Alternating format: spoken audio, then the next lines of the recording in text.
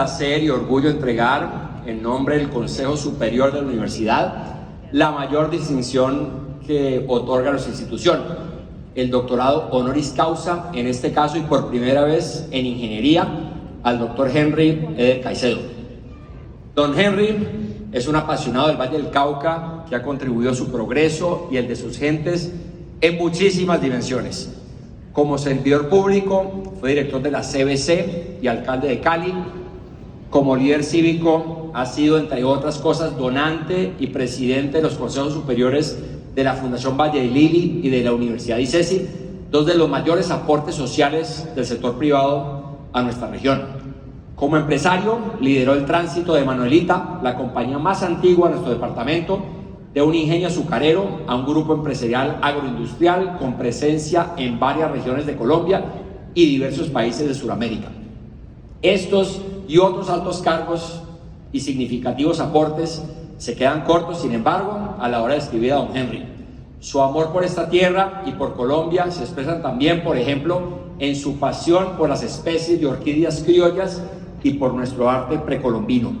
Y sus calidades personales y buen trato lo convierten en uno de esos líderes aglutinadores, sabios y francamente irreemplazables. Don Henry, para nosotros es un tremendo orgullo entregarle este grado honoris causa. Por favor, suba a acompañarnos en la tarima y le pido al presidente de nuestra junta directiva, Francisco José Barberi, que nos acompañe.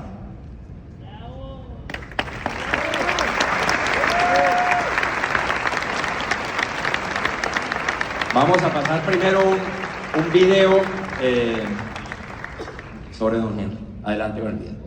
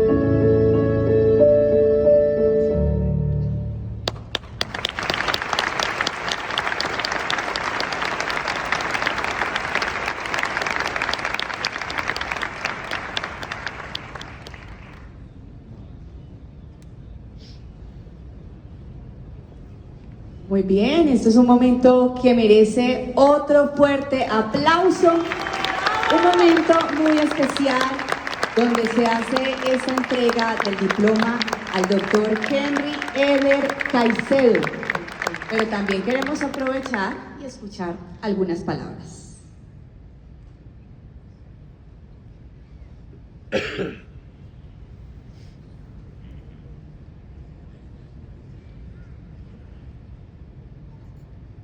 Lo primero que tengo es darle las gracias a todos ustedes por estar aquí presentes, al ICESI y al Consejo Superior por haberme concedido este inmerecido honor.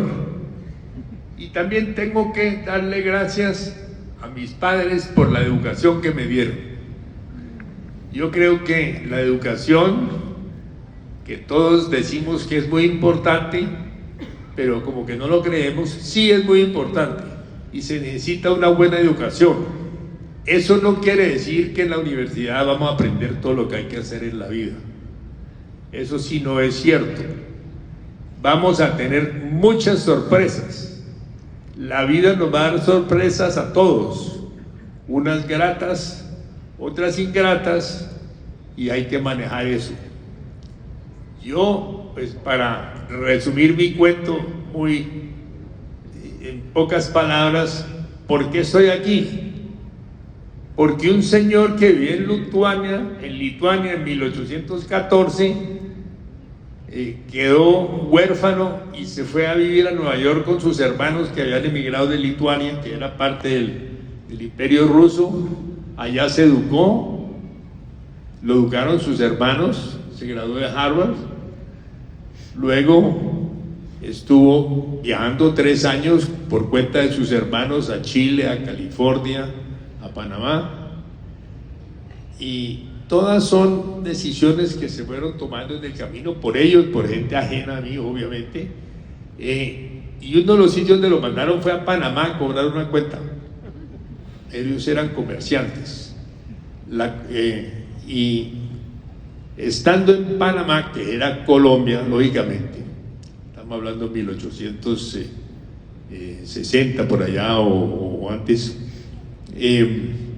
le dio por irse a vivir a Buenaventura a trabajar como comerciante por cuenta propia. Suponemos que sus hermanos lo financiaron, no sabemos, no hay detalles de eso, pero el hecho es que esa fue su vinculación con Colombia, y de allí vengo yo, porque tuvo sus hijos aquí y sus nietos y sus bisnietos, entonces parte de la familia está aquí presente.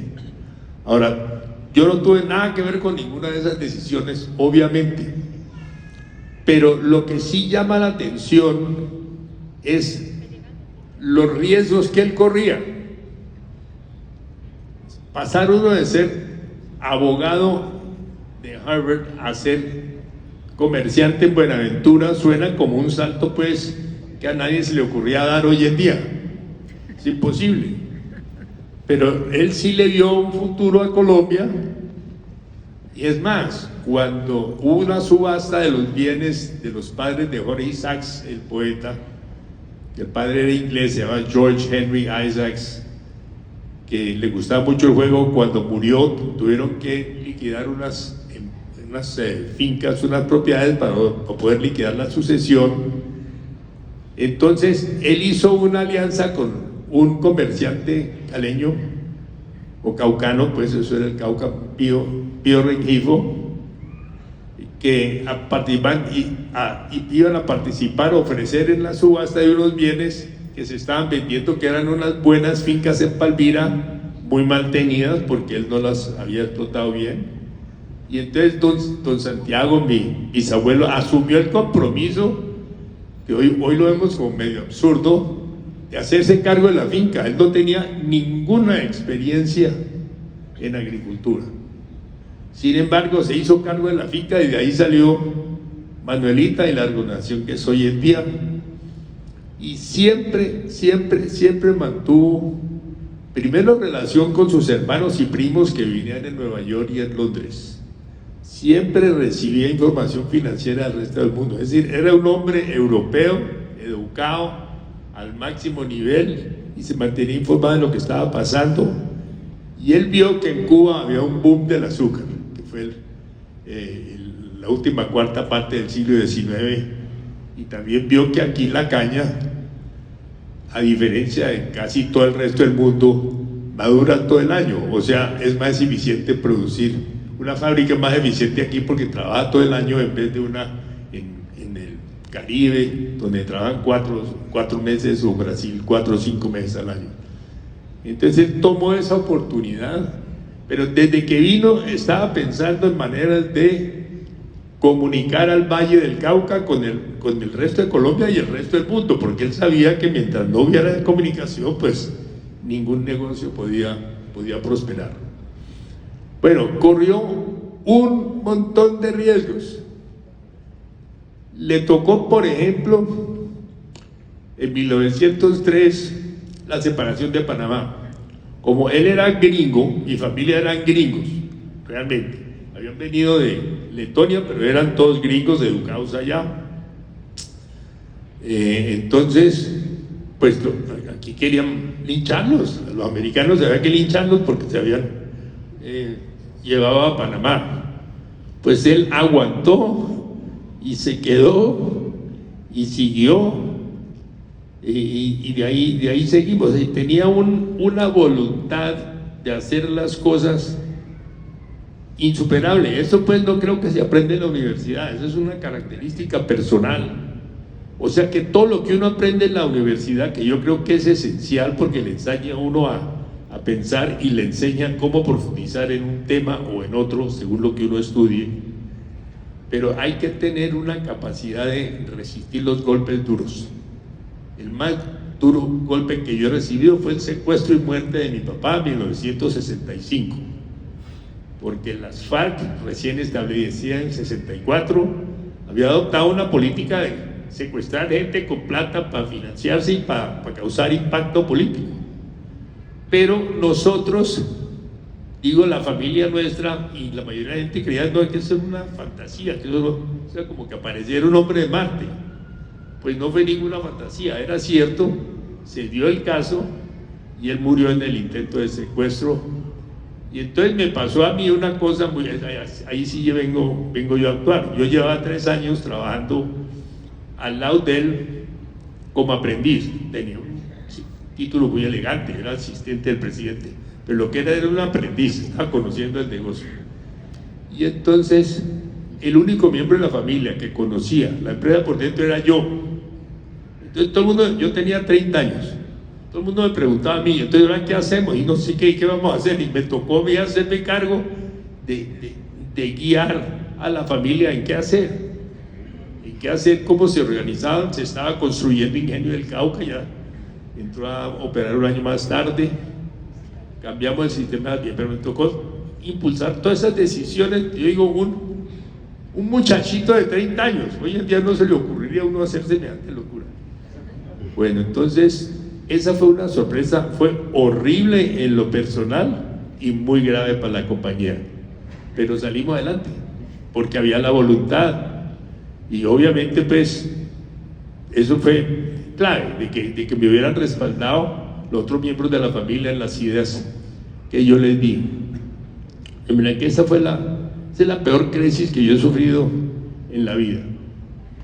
Y luego pues, para no alargar el cuento, pues Manuelita, que yo impulsé mucho de eso, por no decir todo, adoptamos una política de diversificación y de internacionalización.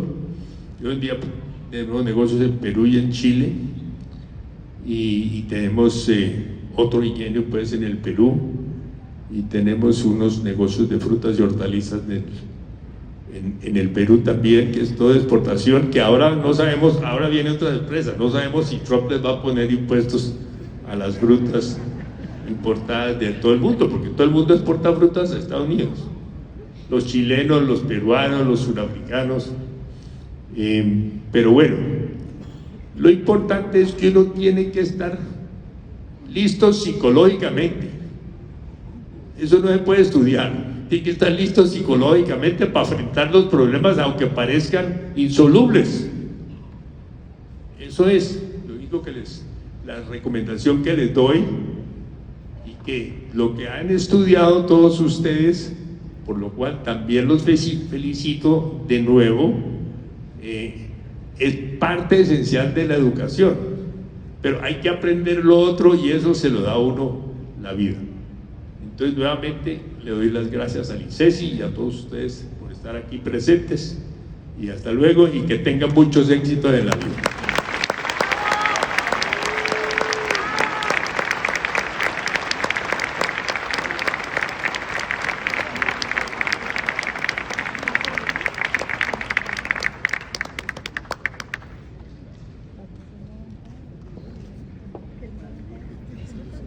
Bueno, pues felicitaciones. Este definitivamente es un merecido homenaje al doctor Eder, que nos comparte estas experiencias de vida y que nos deja un gran aprendizaje. estar preparados para lo que tenemos que enfrentar en la vida, que no se aprende en una universidad, que lo aprendemos con la vida y todas las experiencias. Nuevamente, un fuerte aplauso para el doctor Henry Eder Caicedo. Y le damos la palabra al señor alcalde de Santiago de Cali, que además lo felicitamos. Qué orgullo escuchar a don Henry. Muy enriquecedora esa reflexión que nos hace esta tarde a todos nosotros. Alcalde, bienvenido. Muchas gracias, Katy. Muchas gracias a la Universidad ICESI por la invitación. Un saludo muy especial al rector Esteban Piedradita, al presidente de la Junta y además gran amigo y mentor ha sido en la vida, Francisco Barberi. Un gusto saludarte. Ana Fernanda, a los demás miembros de la mesa directiva, a ustedes, los graduandos, también un aplauso para ustedes en este día tan especial. Un saludo muy especial a las familias de ustedes y pues un saludo muy especial a mi papá, Henry, a mis hermanos que están aquí, a mi esposa Taliana, mis cuñadas y demás amigos y familiares presentes. Pues ahí escuchando a mi papá, yo quiero decirles algo. Les quiero contar algo que él mencionaba. Él le dio las gracias a sus padres, a mis abuelos, que hoy no están aquí.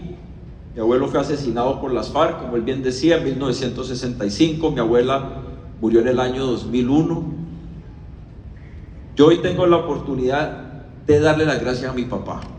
Gracias, papá.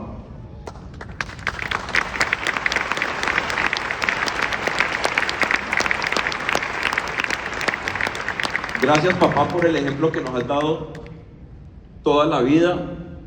Felicitaciones, porque hoy recibís tu PhD. Te han dicho doctor toda la vida, pero hoy sí sos doctor. Y gracias, papá, además por el ejemplo. Porque es que ahorita mencionaba Esteban varios de los logros profesionales de mi papá. Pero cuando uno es hijo y cuando uno crece, digamos, por el camino de la vida, uno también ve mucho el ejemplo. Yo le doy las gracias a mi papá por ese ejemplo. La vida mía y la de mis hermanos fue marcada también por distintos golpes. El primer golpe fue la muerte de mi abuelo.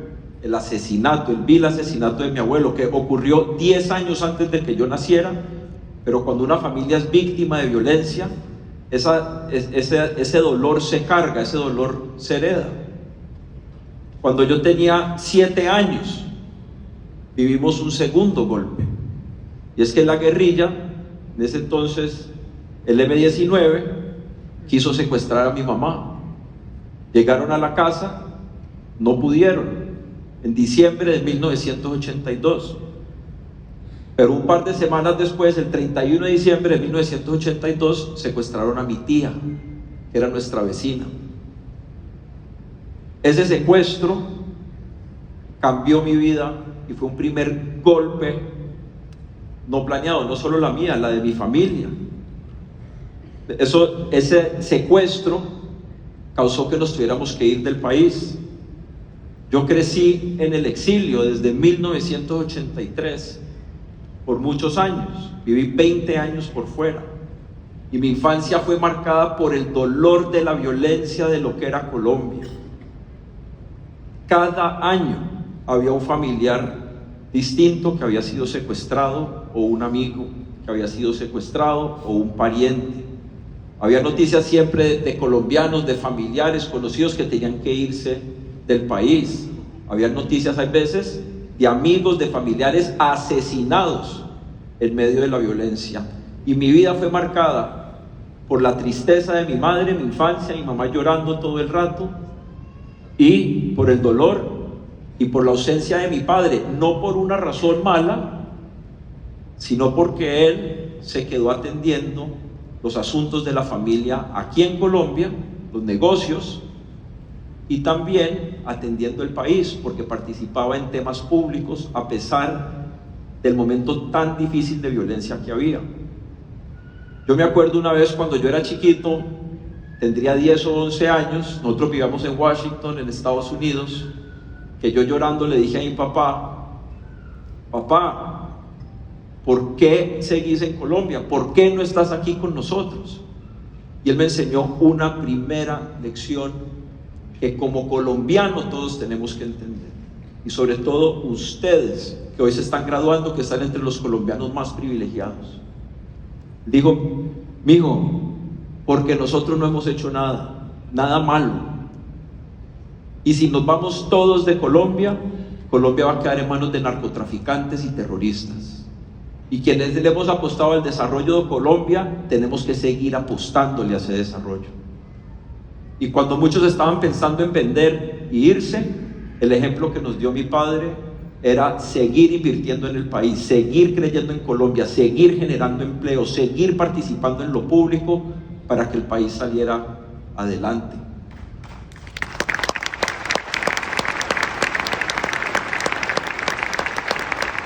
Algunos años después, cuando yo tenía, no sé, 24 años, algo así, 25, en las épocas del Caguán, cuando el proceso de paz, muchos de ustedes quizás no habían nacido o estaban muy chiquitos.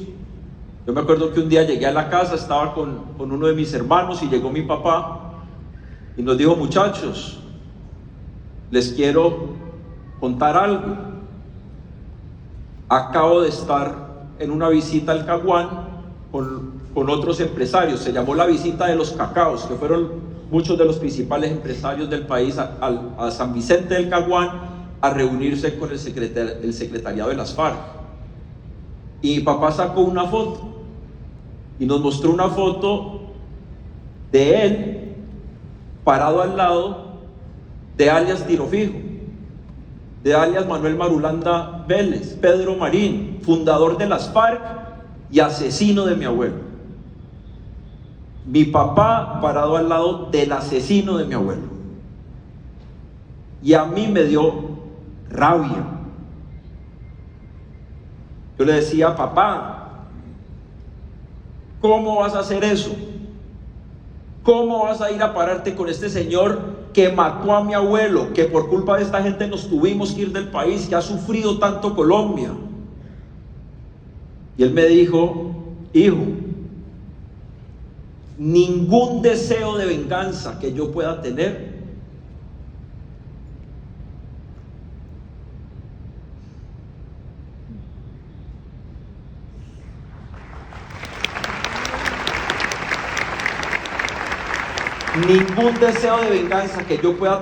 es más grande que el derecho de Colombia a vivir en paz. Y eso es algo que a uno lo deja frío, y al principio no entendía, pero en un momento dado entendí. Yo en ese entonces todavía vivía en Estados Unidos. Es más, era banquero en Nueva York. Tenía un trabajo con el que muchas personas sueñan. Y poco después de ese encuentro con mi papá, viví un segundo evento que tambaleó mi vida, que fue los ataques del 11 de septiembre en Nueva York. Yo fui testigo de los ataques del 11 de septiembre. Yo trabajaba al frente de las Torres Gemelas. Y ese día yo tomé una decisión, el día del 11 de septiembre. Dije: la vida es demasiado corta. Yo tenía 25, 26 años. Si ese día iba tarde para el trabajo, iba 5 minutos tarde, me quedé dormido, pero gracias a Dios me salvó la vida. O sea, a veces es bueno llegar un poquito tarde, mejor dicho. Pero ese día vi todo eso, vi caer las Torres Gemelas, 2 edificios de 100 pisos a menos de 1 kilómetro de donde yo estaba parado, y entendí lo fugaz que es la vida. Y yo dije: dejo todo esto y voy a dedicarle mi vida a trabajar por la paz de Colombia. Y eso hice.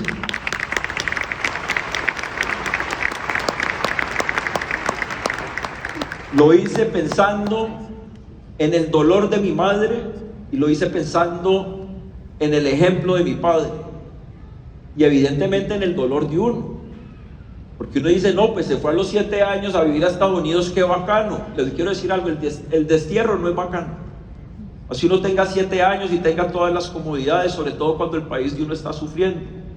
Pero me devolví y trabajé en La Paz, trabajé en el gobierno nacional con el presidente Uribe, con el presidente Santos, en los años más duros del conflicto con las FARC, desmovilizando gente, inclusive como negociador en el proceso de paz. Y en un momento dado entendí que para en verdad generar un cambio, y esto se los cuento a ustedes también para que vean un poco los brincos que da la vida y cómo uno tiene que ir ajustándose en el camino, entendí que para que verdaderamente haya un cambio en Colombia es importante abordar la política de una manera distinta. Por eso yo terminé haciendo lo que hoy hago. Y hoy estoy aquí saludándolos no solo como el hijo de Henry Eder, y les agradezco mucho el honor de esta invitación, pues para poder imaginarte a mi papá acompañándome a tantos grados, ya por fin lo acompañé yo a él a uno también, pero también como alcalde de Cali. Y alcalde de Cali que he sido muy claro en una cosa que se las quiero decir. Yo tengo 49 años. Muchas veces uno mira a Colombia y uno dice, Dios mío, este país ¿para dónde va? Sobre todo muchos de los jóvenes. Yo les hago una pregunta a todos ustedes. ¿Cuántos de ustedes han pensado en irse del país? Por favor, levanten la mano. ¿Cuántos de ustedes ya tienen planes para irse del país? Por favor, levanten la mano. Pues yo creería que son más, sino que les da pena. Pero les voy a decir, si nos vamos todos, ¿en manos de quién vamos a dejar a Colombia? Si nos vamos todos, ¿en manos de quién vamos a dejar a Cali?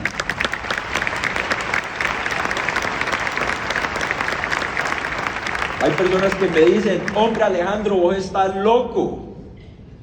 ¿Para qué abandonás una vida que has podido tener en el sector privado, viviendo en el exterior o lo que sea, para meterte a esos problemas tan gruesos? Ya llevo 20 años en este cuento.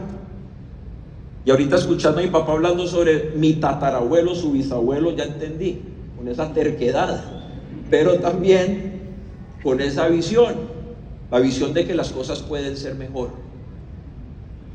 Yo sigo convencido y sigo siendo optimista por Colombia, pero sí creo que nosotros tenemos que cambiar ciertas cosas, y lo he dicho de manera recurrente desde que he sido candidato, desde que soy alcalde. La primera, especialmente nosotros los caleños, tenemos que estar unidos. Eso no quiere decir que tenemos que pensar igual, quiere decir que tenemos que estar unidos y cohesionados en nuestras diferencias, sobre todo en un momento donde no solo Colombia, sino el planeta está, como lo describía el rector, en una polarización absoluta. Segundo, también insisto, y lo he dicho de manera recurrente, tenemos que estar reconciliados. Reconciliados no quiere decir que hay que perdonarse, hay que olvidar, quiere decir que hay que llegar a unos acuerdos en que podamos convivir de manera pacífica. Porque si nosotros seguimos permitiendo que lleguen aquí a dividirnos, lo que puede pasar en nuestro país, como ha pasado tantas veces en la historia, es que nos revirtamos a una violencia política. Y eso no puede ser. Y lo tercero, tenemos que soñar en grande y ver las oportunidades que tiene nuestro país y nuestra ciudad. Y les quiero contar un ejemplo de qué son las oportunidades. La última vez que yo estuve aquí, en este salón, parado aquí, fue durante la COP16. La COP16 es el evento internacional más grande que jamás haya organizado nuestro país. Es el único evento global, verdaderamente global, que ha ocurrido en Colombia. Cuando yo fui electo alcalde en octubre del 2023, ya se sabía que la COP necesitaba una nueva sede, y desde noviembre empecé a empujar para que Cali fuera la sede de la COP. Muchas personas me decían que yo estaba loco, que para qué nosotros vamos a organizar un evento así, que Cali no podía. Pero yo estaba convencido que sí podíamos, que Cali sigue siendo una ciudad no solo relevante en Colombia, sino de las más relevantes en América Latina. Empujamos para ganarnos la sede y no la ganamos. Y ahí mismo no la ganamos, al mejor estilo, desafortunadamente, de nuestro país. Todo el mundo empezó a decir, Cali no va a poder, Cali no tiene la capacidad logística, Cali no va a poder con el tema de la seguridad, la gente no va a venir. Pero desde nuestra alcaldía y este alcalde hicimos una cosa: confiar. Así como Francis Fukuyama tiene un libro que se llama El fin de la historia, tiene otro que se llama, me imagino, Confianza, Trust en inglés. Confiar en la capacidad de nuestra gente, confiar en el equipo que monté para sacar la copa adelante, que eran todos caleños, confiar en la capacidad del sector hotelero caleño para responder, en la capacidad del sector comercial y de logística para mover a los visitantes, confiar en la capacidad de la fuerza pública colombiana para brindar la seguridad y coordinar a todo el mundo para hacerlo. Y además confiar en lo que es Cali, mostrarle a Cali, al mundo y a los mismos caleños con otra luz. Yo no sé si algunos de ustedes estuvieron en la COP, me imagino que sí. No sé si tuvieron la oportunidad de ir a la zona verde, que fue en el centro de la ciudad. Yo me acuerdo que muchas personas me decían, hombre, ve, Alejo, ¿cómo hiciste para poner la Plaza Caicedo tan linda? No pusimos la Plaza Caicedo tan linda, lo único que hicimos fue llevar a la gente a la Plaza Caicedo. La Plaza Caicedo estaba ahí, es la misma, si van ahorita ahí está. Pero fue confiar y creer y ver las oportunidades. Yo creo firmemente en Cali, yo creo firmemente en Colombia. Y para nosotros poder sobrepasar cualquier tormenta, las tormentas que hoy enfrentamos y que mañana serán otras, y para poder superarlas, es importante que confiemos y que todos trabajemos por un futuro mejor. Muchas gracias a todos.